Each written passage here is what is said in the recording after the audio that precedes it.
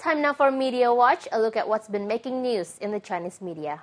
The Southern Metropolis Daily reports that more than 200 members of the Judiciary in the city of Chongqing are currently being investigated for links to Mafia gangs. The Chongqing mayor made the announcement earlier this week. Those being investigated include a number of high-ranking officials. Chongqing's crackdown on Mafia gangs, which began last summer, has been surprisingly extensive, netting nearly 3,000 suspects, including gangsters, prominent businessmen, and government officials. Hundreds of teachers from private high schools in the southwestern city of Chengdu have gone on strike to protest low salaries and poor working conditions. China Daily reports that the schools are owned by businessman Yan Yute, one of China's richest men. The teachers are demanding a pay rise and better working conditions. China Daily describes the conditions as deplorable, with dead rats littering classrooms, substandard food, and shoddy buildings. Yan's offer of a $150 per month pay rise was rejected by the teachers, who are demanding a minimum $400 increase.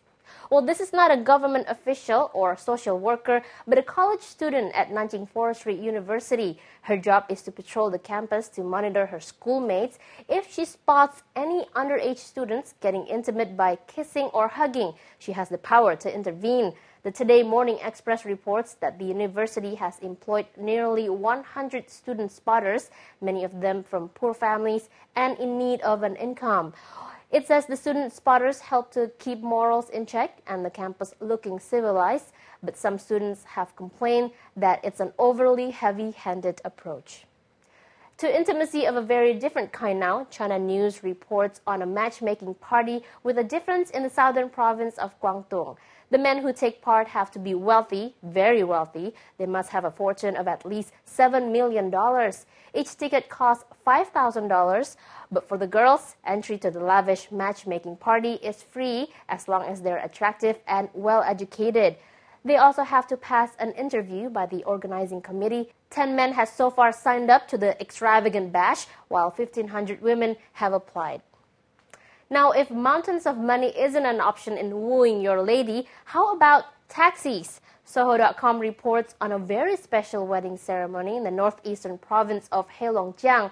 No fewer than 98 taxis lined up in 3 rows to escort this bride and groom on their big day. The groom and his father are both taxi drivers. They managed to persuade their co-workers to stop work for the day to escort the lucky couple. Scrubbed, cleaned, and wrapped in ribbons, the taxis certainly looked the part, and it put a big smile on the face of the bride, even if other people in the town looking to grab a cab may have been less than pleased. Well, these students set a new world record earlier this week for the biggest simultaneous bath. Just over 10,000 students braved the cold and took a dip together in Shening City in the province of Hubei. The China Daily says the Guinness World Record attempt took place at the city's 7 hot springs on November 7th.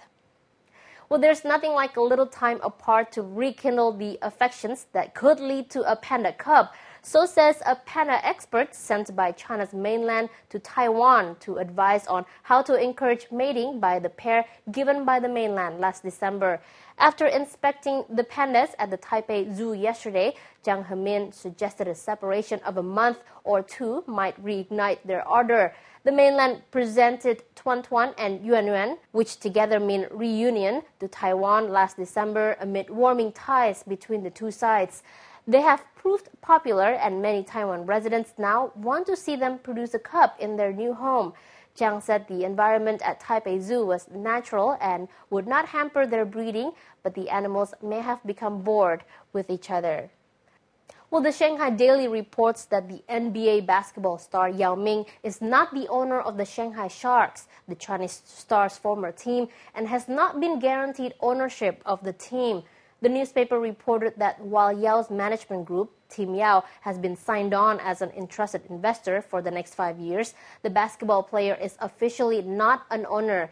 Instead of transferring ownership stake of the team to Yao Ming, what was initially agreed upon, the team is instead selling those stakes on the open market.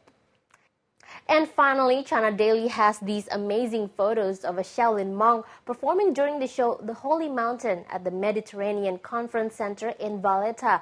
The performance by Shaolin monks from China and Kalari fighters from India showcases Chinese Kung Fu and Kalarai Payatu, an ancient Indian form of training which combines the respiration technique of meditation and relaxation with physical training.